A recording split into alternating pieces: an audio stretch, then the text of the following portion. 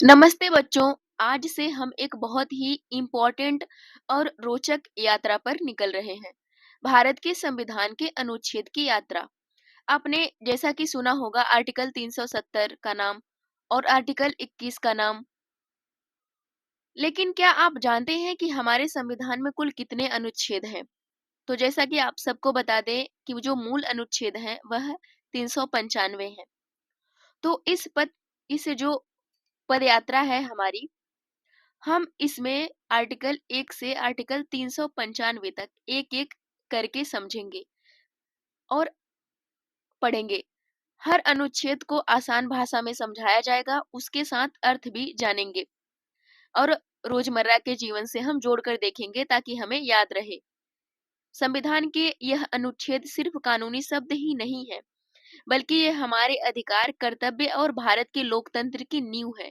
इसीलिए इसके बारे में जानना हमें बहुत ही महत्वपूर्ण हो जाता है। यह जरूरी नहीं है कि हम सिर्फ एग्जाम के दृष्टिकोण से ही अपने अनुच्छेद को जानें, बल्कि यह सबको जानने का अधिकार है, सबको जानना चाहिए। तो आइए बिना किसी देरी के हम अपना पहला कदम रखते हैं अनुच्छेद 1 के साथ, जिसमें भारत का परिचय दिया गया है। तो हम शुरू करते हैं अपनी इस यात्रा को। 1 से लेकर 395 तक अनुच्छेद हम सब पढ़ेंगे। यह लेक्चर जो है कि एक ही वीडियो में कंप्लीट किया जाएगा ताकि आपको आसानी से समझ में आ जाए। तो चलिए हम शुरू करते हैं। आर्टिकल 1 सबसे पहला। तो सबसे पहला अनुच्छेद देखिए आपके सामने है कि भारत जो है वह राज्यों का संघ होगा। भारत राज्यों का संघ होगा और भारत का नाम इंडिया और भारत दोनों होगा, जैसा कि पहले अनुच्छेद में यह बात कही गई है। अब देखते हैं दूसरा अनुच्छेद। दूसरा अनुच्छेद जो है वह है कि संसद को नया राज्य बनाने या किसी राज्य को भारत में शामिल करने का अधिकार है। आर्टिकल आर्टिकल 2 कहता है कि भारत को नया राज्य बनाने या किसी राज्य को भारत में शामिल करने का अधिकार प्राप्त है। अनुच्छेद 3 में कहा गया है कि संसद राज्यों की सीमाओं में बदलाव कर सकती है या नया राज्य बना सकती है। संसद जो है वह राज्यों की सीमाओं में बदलाव कर सकती है और नया राज्य बना सकती है। देखते हैं अनुच्छेद 4। अनुच्छेद 2 और 3 के तहत बने कानून संविधान की अनुसूची में बदलाव कर सकते हैं। जो अनुच्छेद 2 और 3 है, जैसे यहाँ पे 2 में क्या है कि संसद को नया राज्य बनाने या किसी राज्य को भारत में शामिल करने का अधिकार है।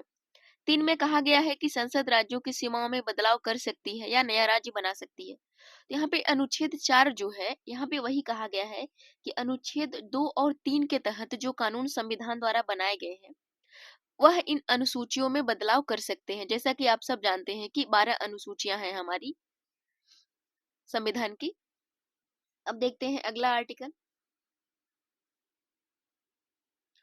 अनुच्छेद 5। अनुच्छेद 5 में कहा गया है कि भारत में जन्मे, भारत में रहने वाले या भारत में बसने वाले व्यक्ति भारत के नागरिक हो सकते हैं। यानी जो व्यक्ति भारत में रह रहे हैं या फिर भारत में रहने वाले, बसने वाले और भारत के जो व्यक्ति हैं वह भारत के नागरिक हो सकते हैं। अगला है अनुच्छेद 6। अनुच्छेद 6 में कहा गया है जो लोग भारत विभाजन के बाद पाकिस्तान से आए हैं वे भी नागरिकता के पात्र होंगे। यानी विभाजन से पहले जो लोग भारत आए हैं उन्हें भी भारत की नागरिकता प्रदान की जाएगी, यह कहता है अनुच्छेद 6। अब आगे देखते हैं अनुच्छेद 6। तो देखिए बच्चों, अनुच्छेद 6 क्या कहता है। अनुच्छेद 6 यह कहता है कि जो लोग भारत विभाजन के बाद पाकिस्तान से आए हैं वे भी नागरिकता के पात्र हो सकते हैं। यानी भारत विभाजन के बाद पाकिस्तान से आए हैं तो भी नागरिकता के पात्र हो सकते हैं। तो कुछ बातें कही गई हैं, तो उसको आप जब किताब पढ़ेंगे तो डिटेल्स में दिया रहेगा। यहाँ पे सिर्फ आपको रिवाइज करने के लिए कहा गया। बस इतनी सी बात याद रखिएगा कि जो लोग भारत के विभाजन के बाद भी आए हैं पाकिस्तान से वह भी नागरिकता के पात्र हो सकते हैं, बस कुछ शर्तें होती है। अगला है अनुच्छेद 7। जो लोग भारत छोड़कर पाकिस्तान चले गए थे उनकी नागरिकता सीमित हो सकती है। जो लोग भारत छोड़कर पाकिस्तान चले गए थे उनकी नागरिकता को कम किया जा सकता है। अगला है अनुच्छेद 8। विदेशों में रह रहे भारतीय मूल के लोग भारतीय नागरिकता ले सकते हैं। यानी विदेशों में जो रह रहे हैं भारतीय मूल के लोग वह भारतीय नागरिकता ले सकते हैं, कोई भी दिक्कत नहीं आएगी उनको।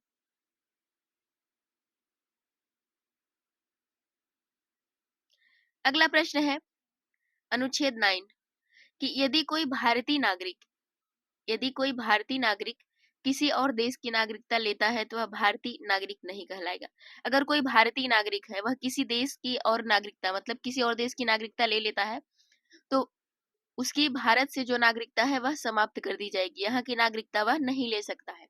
अनुच्छेद 10 देखिए, नागरिकता मिलने के बाद भी संसद कानून बनाकर उसमें बदलाव कर सकती है। अगर आपको नागरिकता मिल भी गई है तो भी संसद के पास यह अधिकार है कि वह जो है कि कानून बनाकर उसमें कुछ ना कुछ बदलाव कर सकता है, यह कहता है अनुच्छेद 10।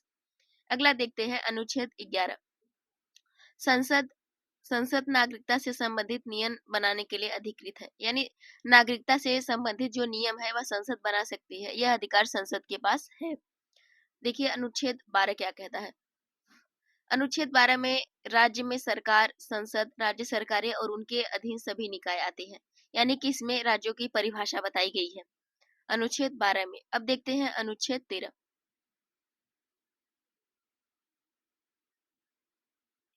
अनुच्छेद 13 जो भी कानून मूल अधिकारों के विरुद्ध होगा वह शून्य माने जाएंगे, यानी कुछ विधियां ऐसी थी जो कानून बनाने के पहले बनाई गई थी, जो मूल अधिकारों को छीनती थी, कम करती थी, उनको क्या है शून्य घोषित कर दिया जाएगा अनुच्छेद 13 के तहत। अगला है अनुच्छेद 14।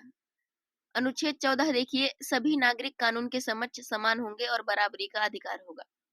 यहीं पे जो है कि बात कही गई है कि सभी नागरिक कानून के समक्ष समान होंगे, बराबरी का अधिकार होगा, किसी के साथ किसी भी प्रकार का भेदभाव नहीं किया जाएगा।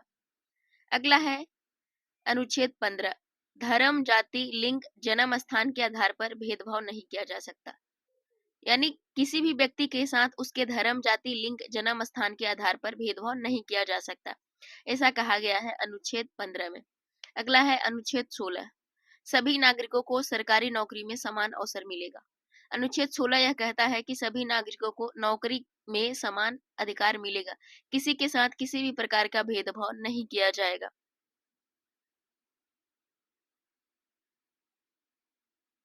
अगला है अनुच्छेद 17। अनुच्छेद 17 कहता है कि अछूत प्रथा समाप्त कर दी गई है, इसे अपराध माना गया है। अछूत प्रथा को समाप्त कर दिया गया है, इसे अपराध माना गया है। अनुच्छेद 18। सरकारी उपाधियों को समाप्त कर दिया गया है, कुछ अपवाद हैं जैसे शिक्षा संबंधी उपाधियां। सरकारी उपाधियों को समाप्त कर दिया गया है, कुछ अपवाद हैं जैसे शिक्षा से संबंधित उपाधियां हैं उनको अभी भी जारी रखा गया है, इनको समाप्त नहीं किया गया है। अगला प्रश्न है अनुच्छेद 19 सॉरी अगला आर्टिकल है अनुच्छेद 19। तो भारतीय नागरिकों को 6 प्रकार की स्वतंत्रताएं दी गई हैं, जैसे बोलने का अधिकार, घूमने का, संघ बनाने इत्यादि। तो इसमें 6 प्रकार की स्वतंत्रताएं दी गई हैं अनुच्छेद 19 के तहत, जिसको आप डिटेल्स में देख लीजिएगा। अनुच्छेद 20। अपराध के समय जो कानून था उसी के अनुसार सजा होगी, एक ही अपराध के लिए 2 बार सजा नहीं दिया जा सकता। यहाँ कहने का मतलब है कि अपराध के समय जो कानून था उसी के अनुसार सजा दी जाएगी किसी भी व्यक्ति को, और जो कानून वर्तमान समय में बना है उसी के अनुसार सजा दी जाएगी। एक ही व्यक्ति को दो बार सजा नहीं दी जाएगी। तो इस बात को ध्यान रखिएगा कि जो कानून वर्तमान में है उसी के अनुसार किसी व्यक्ति को सजा दी जाएगी, उसे 2 बार सजा नहीं दी जाएगी। अब आगे देखते हैं अनुच्छेद 21 यानी आर्टिकल 21। आर्टिकल 21 तो इसमें देखिए क्या कहा गया है कि हर व्यक्ति को जीवन और व्यक्तिगत स्वतंत्रता का अधिकार है। राइट टू प्राइवेसी, यानी हर व्यक्ति को जीवन और व्यक्तिगत स्वतंत्रता का अधिकार प्रदान किया गया है। इसमें कई सारे प्रकार के अधिकार हैं जो कि आपके स्वतंत्रता से रिलेटेड है। अब देखिए आर्टिकल 21 का ए, यानी कि 6 से 14 वर्ष के बच्चों को निःशुल्क और अनिवार्य शिक्षा का अधिकार दिया गया है। 6 से 14 वर्ष के बच्चों को निःशुल्क और अनिवार्य शिक्षा का अधिकार। अब देखते हैं अनुच्छेद 22। गिरफ्तारी के समय कानूनी सहायता और जानकारी का अधिकार दिया गया है, यानी अगर किसी व्यक्ति को गिरफ्तार किया जाता है तो यह जानने का उसका अधिकार है कि उसे किस तरीके से और क्यों गिरफ्तार किया गया है। तो यहाँ पे आर्टिकल 22। अब देखिए आर्टिकल 23। आर्टिकल 23 यानी मानव तस्करी, जबरन श्रम और बधुआ मजदूरी पर प्रतिबंध लगाया गया है, यानी मानव तस्करी और जबरदस्ती किसी से श्रम करवाना, बधुआ मजदूरी करवाना, इन सब चीजों पर प्रतिबंध आर्टिकल 23 के तहत लगाया गया है। अब देखते हैं अनुच्छेद 24। 14 वर्ष से कम उम्र के बच्चों को खतरनाक उद्योगों में काम नहीं कराया जा सकता। यानी कि अगर किसी बच्चे की उम्र 14 वर्ष से कम है, उसे किसी भी खराब इंडस्ट्री में काम नहीं करवाया जा सकता। तो यहाँ पर आर्टिकल 24 में यह बात कही गई है। अगला प्रश्न है, अगला आर्टिकल देखिए 25, अनुच्छेद 25, जो कि धर्म से संबंधित है। यानी धर्म की स्वतंत्रता, किसी भी धर्म को मानने, पालन करने और प्रचार करने का अधिकार है। किसी भी धर्म को आपको स्वतंत्रता रूप से मानने के लिए और उसका जो पालन होता है उसको करने के लिए और प्रचार प्रसार करने का अधिकार दिया गया है आर्टिकल 25 के तहत। अगला प्रश्न है 26। अगला आर्टिकल 26, धार्मिक संस्थानों को प्रबंध करने का अधिकार। धार्मिक संस्थानों को प्रबंध करने का अधिकार। अगला देखिए है कि 27, धार्मिक कार्यों के लिए कर नहीं लगाया जा सकता। धार्मिक कार्यों के लिए किसी भी प्रकार का टैक्स नहीं लगाया जा सकता।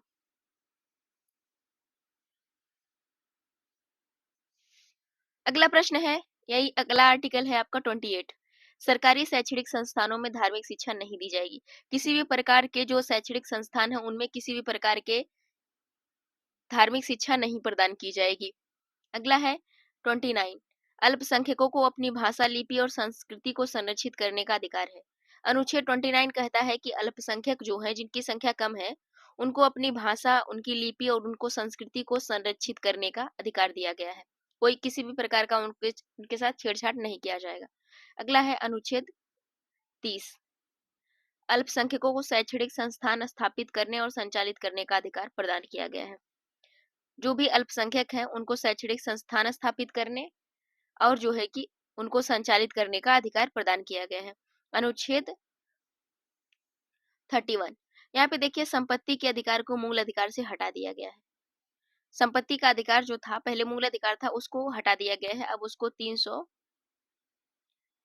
ए में शामिल कर दिया गया है। देख लीजिएगा एक बार आप सब। अब देखिए आर्टिकल 32, यहाँ पे देखिए कि मूल अधिकारों के उल्लंघन पर सुप्रीम कोर्ट में रीट याचिका यानी दायर करने की व्यवस्था की गई है। तो यहाँ पे बताइएगा आप सब कमेंट बॉक्स में कितने प्रकार की रीट याचिकाएं हैं, उनको डिटेल्स में एक बार जरूर कमेंट बॉक्स में आप बताने की कोशिश कीजिएगा। अब देखिए अगला है 33, यानी संसद सशस्त्र बलों के अधिकार में सीमाएं तय कर सकती है। संसद जो है सशस्त्र बलों के अधिकारों में सीमाएं तय कर सकती है। अगला है 34, आपातकाल में कुछ अधिकारों पर रोक लगाई जा सकती है। अगर स्थिति आपातकाल की है तो कुछ अधिकार जो है, कुछ आर्टिकल जो है उन पर रोक लगाई जा सकती है, कुछ अनुच्छेद जो है मौलिक अधिकार।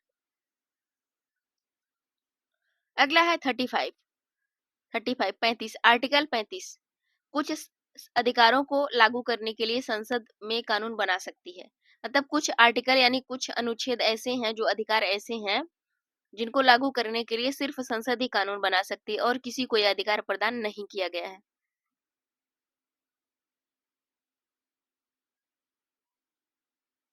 अगला देखिए कि अनुच्छेद 36, राज्य के नीति निर्देशक तत्वों में राज्य की परिभाषा होगी। अनुच्छेद 12 में है, यानी कि राज्य के नीति निर्देशक तत्वों में राज्य की परिभाषा वही होगी जो अनुच्छेद 12 में है। अनुच्छेद में जैसे राज्य सरकार शामिल था, राज्य विधानमंडल शामिल था, कई सारे निकाय थे जो शामिल थे राज्य की परिभाषा में, तो वहां पे वही शामिल होंगे आर्टिकल 36 में। अब देखिए आर्टिकल 37, तो राज्य के नीति निदेशक तत्वों का पालन करना सरकार का कर्तव्य होगा। यानी कि राज्य का जो नीति निर्देशक तत्व है उसका पालन करना सरकार का कर्तव्य होगा या नैतिक दायित्व होगा। अगला है 38, राज्य समाजवाद पर आधारित न्याय सामाजिक व्यवस्था को बढ़ावा देगा। राज्य जो है समाजवाद पर आधारित न्याय और सामाजिक व्यवस्था को बढ़ावा देगा। अनुच्छेद 38 में यह बात कही गई है। अगला है 39, राज्य नागरिकों को पर्याप्त जीवन यापन के साधन देगा और धन के संकेंद्रण को रोकेगा। यानी धन का संकेंद्रण नहीं किया जाएगा। यह बात आर्टिकल 39 में कही गई है। राज्य का यह कर्तव्य होगा कि वह राज्य नागरिकों को पर्याप्त जीवन यापन करने के लिए साधन दे और धन का संकेंद्रण कहीं ना होना पाए, धन का केंद्रीकरण ना होने पाए। अगला है 39, ये देखिए क्या कहता है, न्याय तक सभी को सुनिश्चित करना, निःशुल्क विधिक सहायता देना। न्याय तक सबकी पहुंच होनी चाहिए और सभी को सुनिश्चित करना और निःशुल्क विधिक सहायता देना। Article 39A। अनुच्छेद 40 ग्राम पंचायतों की स्थापना। अनुच्छेद 40 के तहत ग्राम पंचायतों की स्थापना की बात कही गई है। अनुच्छेद 41 रोजगार, शिक्षा और सहायता पाने का अधिकार। व्यक्ति को रोजगार, शिक्षा और सहायता पाने का अधिकार होगा, यह बात आर्टिकल 41 में कही गई है। अगला 42 अनुच्छेद 42 श्रमिकों के लिए उचित काम की स्थिति और प्रसूति लाभ, यानी श्रमिकों के लिए उचित काम की स्थिति दी जाएगी और प्रसूति सहायता यानी प्रसूति लाभ दिया जाएगा। अगला है आर्टिकल 43 श्रमिकों को जीवन यापन करने योग्य वेतन, यानी श्रमिकों को जीवन यापन करने योग्य वेतन दिया जाएगा, यह बात आर्टिकल 43 में कही गई है। अगला अनुच्छेद है 43A, यानी श्रमिकों को उद्योगों के प्रबंधन में भागीदारी। श्रमिकों को उद्योगों के प्रबंधन में भागीदारी सुनिश्चित की जाएगी। अगला है 44 सभी नागरिकों के लिए समान नागरिक संहिता। सभी नागरिकों के लिए समान नागरिक संहिता लागू होनी चाहिए, हालांकि अभी हुई नहीं है। आर्टिकल 45 6 वर्ष से सभी बच्चों के लिए पूर्व माध्यमिक शिक्षा, यानी 6 वर्ष के सभी बच्चों के लिए 0 से 6 माध्यमिक शिक्षा दी जाएगी। अगला आर्टिकल है 46 अत्याचार और सामाजिक अन्याय से बचाव। यहाँ पे अत्याचार और सामाजिक अन्याय से बचाव की बात कही गई है। 47 नशीले पदार्थों के प्रयोग का निषेध, यानी किसी भी प्रकार के नशीले पदार्थों के प्रयोग का निषेध किया गया है। अगला है 48 गाय और बछड़ों की हत्या का निषेध, यानी कि जो पशु हैं उनको जो है कि ना मारा जाए, उनकी हत्या ना किया जाए और इन पर जो है कि विशेष ध्यान दिया गया है आर्टिकल 48 के तहत। अगला है 49 सांस्कृतिक स्मारकों की रक्षा। 49 में कहा गया है कि जो हमारी सांस्कृतिक धरोहर है उनकी रक्षा करना यह हमारा कर्तव्य है या फिर राज्य का कर्तव्य है। अगला है 50 यहाँ पे देखिए 50 कार्यपालिका और न्यायपालिका का पृथककरण। अनुच्छेद 50 के तहत कार्यपालिका को न्यायपालिका से पृथक रखा गया है। किसी भी प्रकार का कोई हस्तक्षेप नहीं करेगी कार्यपालिका न्यायपालिका से और न्यायपालिका कार्यपालिका से। यहाँ पे पृथककरण की बात की गई है आर्टिकल 50 में। अब देखिए अगला देखते हैं। देखिए आर्टिकल 51 देखिए यहाँ पे देखिए अंतर्राष्ट्रीय शांति बनाए रखने, समझौतों का सम्मान करने और युद्ध की रोकथाम के लिए भारत प्रयास करेगा। यहाँ पे देखिए कहा गया है कि अंतर्राष्ट्रीय शांति बनाए रखने, समझौतों का सम्मान करने और युद्ध स्थिति अगर है उसकी रोकथाम करने के लिए भारत का यह प्रयास होगा, यानी भारत प्रयास करेगा, यह बात कही गई है आर्टिकल 51 में। अब यहाँ पे देखिए 51 का ए, यहाँ पे देखिए मौलिक कर्तव्य जो है उनकी बात कही गई है। यहाँ हर नागरिक का यह कर्तव्य होगा कि वह संविधान का पालन करे, देश की रक्षा करे, महिलाओं का सम्मान करे और पर्यावरण की रक्षा करे। कुल 11 मूल कर्तव्य दिए गए हैं, इनको आप डिटेल्स में देख लीजिएगा। 51A में मूल कर्तव्य है, इसको आप ध्यान रखिएगा। अगला है आर्टिकल 52 अनुच्छेद 52 भारत का एक राष्ट्रपति होगा जो राज्य का प्रमुख होगा। भारत का एक राष्ट्रपति होगा जो राज्य का प्रमुख है। यहाँ राज्य का मतलब है राष्ट्र से, यह राज्य का मतलब राष्ट्र से समझिएगा, वरना क्वेश्चन गलत हो जाएगा। अगला प्रश्न है अनुच्छेद 53 यानी 53 भारत की कार्यपालिका शक्ति राष्ट्रपति के पास होगी जिसे वह मंत्री परिषद की सलाह से प्रयोग करेगा। अनुच्छेद 53 में कहा गया है कि भारत की कार्यपालिका शक्ति राष्ट्रपति के पास होगी जिसका प्रयोग वह मंत्री परिषद के सलाह से करेगा, तो इस बात का ध्यान रखिएगा। अगला अनुच्छेद है 54। अनुच्छेद 54 में यह कहा गया है कि राष्ट्रपति का चुनाव निर्वाचक मंडल यानी सांसदों और विधायकों द्वारा किया जाएगा। राष्ट्रपति का चुनाव निर्वाचक मंडल सांसदों और विधायकों द्वारा किया जाएगा। अगला है अनुच्छेद 55। अनुच्छेद 55 राष्ट्रपति का चुनाव आनुपातिक प्रतिनिधित्व जो राष्ट्रपति का चुनाव है आनुपातिक प्रतिनिधित्व प्रणाली से होगा और राज्यों की जनसंख्या के अनुसार वोट का मूल्य तय होगा, यानी यहाँ पे सबके वोट का मूल्य अलग अलग होगा क्योंकि यहाँ पे जनसंख्या की बात होती है, उस आधार पे जो है कि सबके मतों का मूल्य अलग हो जाता है। अगला अनुच्छेद है 56 राष्ट्रपति का कार्यकाल 5 वर्ष होगा, वह फिर से चुनाव लड़ सकता है, यानी वो दोबारा राष्ट्रपति बन सकता है। अगला है अनुच्छेद 57 कोई भी व्यक्ति एक से अधिक बार राष्ट्रपति चुना जा सकता है, यह बात 57 में कही गई है आर्टिकल 57 में।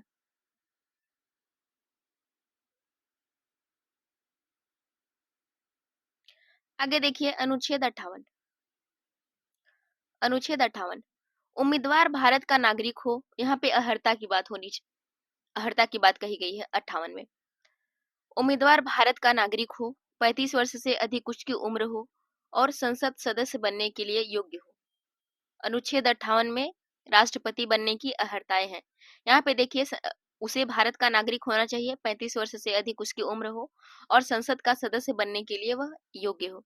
अगला है 59 अनुच्छेद 59 राष्ट्रपति पद पर रहते हुए कोई सरकारी लाभ वाला पद नहीं रख सकता है। यानी राष्ट्रपति पद पर है तो वह किसी भी सरकारी लाभ वाला पद नहीं रख सकता है। अनुच्छेद 59 में यह बात कही गई है। अगला है अनुच्छेद 60 राष्ट्रपति पद संभालने से पहले भारत के मुख्य न्यायाधीश से शपथ लेगा। यानी यहाँ कहने का मतलब है कि राष्ट्रपति जो है कि भारत के जो मुख्य न्यायाधीश हैं उनके समक्ष शपथ ग्रहण करेगा राष्ट्रपति बनने से पहले। यह बात कही गई है आर्टिकल 60 में। अब देखिए अगला है 61 अगर राष्ट्रपति संविधान का उल्लंघन करता है तो संसद द्वारा उस पर महाभियोग चलाया जा सकता है। अगर राष्ट्रपति किसी भी प्रकार से संविधान का उल्लंघन करता है तो उसको जो है कि महाभियोग की प्रक्रिया के द्वारा उसको हटाया जा सकता है, यानी उस पर महाभियोग लगाया जा सकता है। अगला अनुच्छेद है 62 राष्ट्रपति का पद खाली होने पर 6 महीने के अंदर नया चुनाव होगा। यानी अगर किसी भी कारणवश अगर राष्ट्रपति का पद खाली हो जाता है तो 6 महीने के अंदर चुनाव कराना आवश्यक होता है राष्ट्रपति पद के लिए। 6 महीने के अंदर चुनाव होना बहुत जरूरी होता है और 6 महीने तक कोई कार्यवाहक जो होता है राष्ट्रपति के रूप में, कार्यवाहक राष्ट्रपति के रूप में कार्य करता है। राष्ट्रपति का सीट कभी भी खाली नहीं होनी चाहिए। अगला है अनुच्छेद 63 अनुच्छेद 63 भारत में एक उपराष्ट्रपति होगा जो राज्यसभा का सभापति होगा। आर्टिकल जो है कि 63 कहता है कि भारत में एक उपराष्ट्रपति होगा जो राज्यसभा का सभापति भी होगा। अगला है अनुच्छेद 64 उपराष्ट्रपति राज्यसभा का सभापति होगा। उपराष्ट्रपति राज्यसभा का पदेन सभापति होगा। यह बात अनुच्छेद 64 में कही गई है।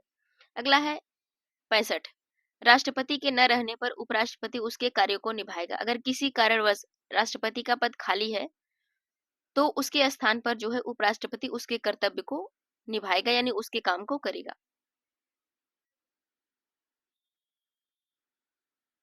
अगला है आर्टिकल 66 उपराष्ट्रपति का चुनाव संसद के दोनों सदनों के सदस्य मिलकर करते हैं।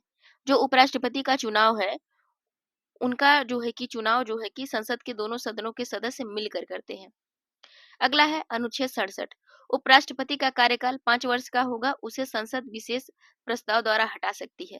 उपराष्ट्रपति का कार्यकाल 5 वर्ष का होगा, उसे संसद विशेष प्रावधान करके हटा सकती है या विशेष प्रस्ताव द्वारा हटा सकती है। अगला है अनुच्छेद 68 अगर उपराष्ट्रपति का पद खाली होता है तो 6 महीने में चुनाव होगा। अगर उपराष्ट्रपति का पद खाली होता है तो 6 महीने में चुनाव होना आवश्यक है। अगला है अनुच्छेद 69 यानी अनुच्छेद 69 उपराष्ट्रपति पद ग्रहण करने से पहले राष्ट्रपति के समक्ष शपथ ग्रहण करेगा। यानी कि उपराष्ट्रपति जो है किसके समक्ष शपथ ग्रहण करता है तो यह हो जाएगा, आपका सही उत्तर हो जाएगा कि राष्ट्रपति के, उपराष्ट्रपति राष्ट्रपति के समक्ष शपथ ग्रहण करता है। अगला अनुच्छेद है अनुच्छेद 70 अनुच्छेद 70 यह कहता है कि राष्ट्रपति या उपराष्ट्रपति की अनुपस्थिति में उनके कार्यों को कौन करेगा। यानी अगर किसी कारणवश उपराष्ट्रपति और राष्ट्रपति दोनों का जो है कि राष्ट्रपति और उपराष्ट्रपति दोनों का जो है कि मतलब दोनों अनुपस्थित है किसी कारणवश, तो उस स्थिति में जो है कि कौन जो है कि उनके पद पर कार्य करेगा, उनके कार्यों का निर्वहन कौन करेगा। होता क्या है, पहले अगर राष्ट्रपति नहीं है तो यह काम उपराष्ट्रपति करता है। अगर किसी कारणवश अगर यह भी नहीं है और ये भी नहीं है तो वहां पर वह व्यक्ति करेगा। इसका निर्धारण संसद करेगी। संसद के द्वारा जो है जो व्यक्ति मतलब चुना जाएगा वह जो है इनके कार्यों का निर्धारण करेगा।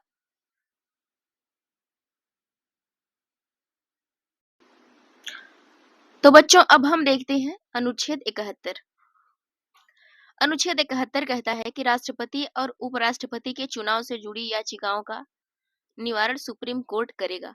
अनुच्छेद जो है 71 में कहा गया है कि राष्ट्रपति और उपराष्ट्रपति के चुनाव से जुड़ी याचिकाएं हैं उनका निवारण जो है सुप्रीम कोर्ट द्वारा किया जाएगा या सुप्रीम कोर्ट करेगा।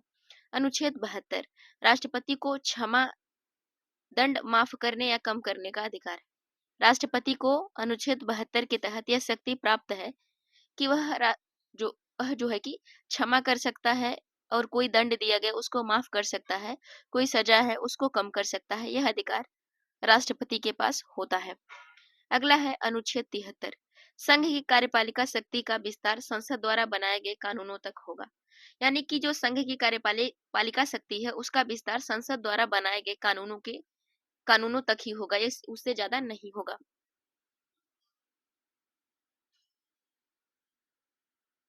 अगला अनुच्छेद है अनुच्छेद 74 राष्ट्रपति मंत्रिपरिषद के सलाह से कार्य करेगा। राष्ट्रपति जो है कि हमेशा मंत्रिपरिषद की सलाह से काम करेगा।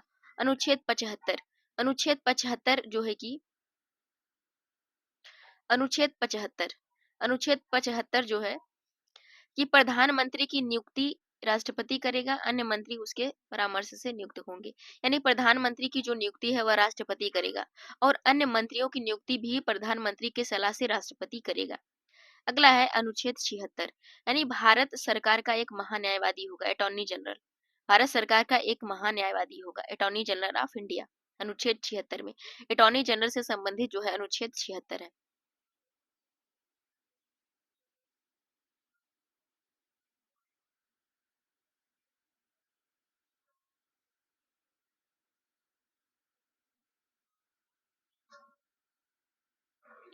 अगला अनुच्छेद देखिए 77 केंद्र सरकार के सभी कार्य राष्ट्रपति के नाम से होंगे। केंद्र सरकार के जितने कार्य हैं सभी कार्य राष्ट्रपति के नाम से ही होते हैं। अगला है प्रधानमंत्री का कर्तव्य है कि वह राष्ट्रपति के सभी मामलों की जानकारी देते रहें। प्रधानमंत्री का यह कर्तव्य है कि वह राष्ट्रपति को सभी मामलों की जानकारी देते रहें। यह बात अनुच्छेद 78 में कही गई है। अगला है अनुच्छेद जो है कि 79 संसद में राष्ट्रपति लोकसभा और राज्यसभा शामिल होंगे। संसद में राष्ट्रपति लोकसभा और राज्यसभा शामिल होते हैं।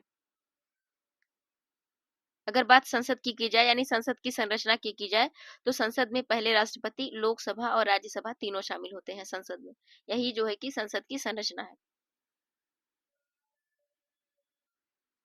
आगे देखिए अनुच्छेद 80 राज्यसभा की अधिकतम संख्या 250 होगी। राज्यसभा की अधिकतम संख्या जो होगी वह 250 होगी। अगला है अनुच्छेद 81 लोकसभा की अधिकतम संख्या 552 होगी। अगला है अनुच्छेद 82 जनगणना के बाद सीटों का परिसीमन संसद द्वारा तय होगा। जनगणना के बाद जो है कि सीटों का परिसीमन संसद द्वारा तय किया जाएगा, यह अधिकार संसद को प्राप्त है। अगला अनुच्छेद है 83 राज्यसभा अस्थायी होगी। लोकसभा का कार्यकाल 5 वर्ष का होता है। यानी कि राज्यसभा अस्थायी होगी, इसको भंग नहीं किया जा सकता है और लोकसभा का कार्यकाल 5 वर्ष का होगा। अनुच्छेद 84 संसद सदस्य बनने के लिए कुल योग्यताएं निर्धारित है। संसद सदस्य बनने के लिए कुछ योग्यताएं निर्धारित की गई हैं अनुच्छेद 84 के तहत। यानी हम ये इस प्रकार से याद रख सकते हैं संसद के सदस्य बनने के लिए कुछ योग्यताएं। अगला है अनुच्छेद 85 राष्ट्रपति संसद का सत्र बुला सकता है और भंग कर सकता है। राष्ट्रपति को यह अधिकार है कि वह संसद का सत्र बुला सकता है और उसको भंग कर सकता है। अगला अनुच्छेद देखिए अनुच्छेद 86 राष्ट्रपति राज्यसभा और लोकसभा को संबोधित कर सकता है। राष्ट्रपति जो है राज्यसभा और लोकसभा को संबोधित कर सकता है। अगला अनुच्छेद देखिए अनुच्छेद 87 संसद का प्रत्येक वर्ष का सत्र राष्ट्रपति के अभिभाषण से शुरू होता है। यानी संसद का प्रत्येक वर्ष का पहला सत्र राष्ट्रपति के अभिभाषण से शुरू होता है। अगला है अनुच्छेद 88 मंत्रियों और अटॉर्नी जनरल को संसद में बोलने का अधिकार है। इस बात को याद रखिएगा कि मंत्रियों और अटॉर्नी जनरल महान्यायवादी जो भी अब हम सबने पढ़ा, इनको जो है कि संसद में बोलने का अधिकार होगा, बोलने का अधिकार दिया गया है। अगला अनुच्छेद है 89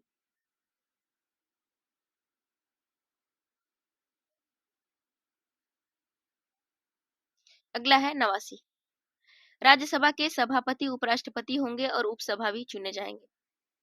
अगला है अनुच्छेद 90 उपसभापति के पद की रिक्ति की स्थिति में व्यवस्था। उपसभापति के पद की रिक्ति की स्थिति में व्यवस्था। अनुच्छेद 91 सभापति या उपसभापति किसी लाभ के पद पर नहीं रह सकते हैं। सभापति या उपसभापति किसी लाभ के पद पर नहीं रह सकते हैं। अगला प्रश्न है अनुच्छेद 92। राज्यसभा के सभापति और उपसभापति की अनुपस्थिति में कौन अध्यक्षता करेगा? राज्यसभा के सभापति और उपसभापति की अनुपस्थिति में कौन अध्यक्षता करेगा? इसका निर्धारण जो है कि संसद द्वारा किया जाएगा। अगला है अनुच्छेद 93। लोकसभा में अध्यक्ष और उपाध्यक्ष चुने जाएंगे। लोकसभा में अध्यक्ष और उपाध्यक्ष होंगे, अनुच्छेद 93 में कहा गया है। 94। लोकसभा अध्यक्ष और उपाध्यक्ष के पदों की रिक्ति पर नियम, यानी लोकसभा और उपाध्यक्ष के पदों की रिक्ति पर कुछ नियम बनाए गए हैं, इनको आप डिटेल्स में देख लीजिएगा। अगला है अनुच्छेद 95। अध्यक्ष और उपाध्यक्ष की अनुपस्थिति में अध्यक्षता की व्यवस्था। अध्यक्ष और उपाध्यक्ष अगर अनुपस्थित हैं तो उसकी अध्यक्षता कौन करेगा? यह संसद निर्धारित, इसका निर्धारण जो है संसद के द्वारा किया जाएगा। अनुच्छेद 96। महाभियोग की स्थिति में अध्यक्ष की भूमिका। अगर मान लीजिए महाभियोग की स्थिति है तो अध्यक्ष की भूमिका क्या होगी? इसकी बात अनुच्छेद जो है कि 96 में कही गई है। अगला है अनुच्छेद 97। सांसदों को मिलने वाला वेतन और भत्ते। सांसदों को मिलने वाला वेतन और भत्ता क्या होगा? यह अनुच्छेद 97 में कहा गया है। अनुच्छेद 98। अनुच्छेद 98। संसद की सचिवालय की व्यवस्था। संसद में सचिवालय की व्यवस्था 98 के तहत जो है कि की गई है। अनुच्छेद 99। सांसद बनने से पहले शपथ लेना अनिवार्य होता है। सांसद बनने से पहले शपथ लेना अनिवार्य होता है। अगला है अनुच्छेद 100। संसद में वोटिंग और कोरम से संबंधित प्रावधान। संसद में वोटिंग और कोरम से संबंधित प्रावधान जो है कि अनुच्छेद 100 के तहत किया गया है।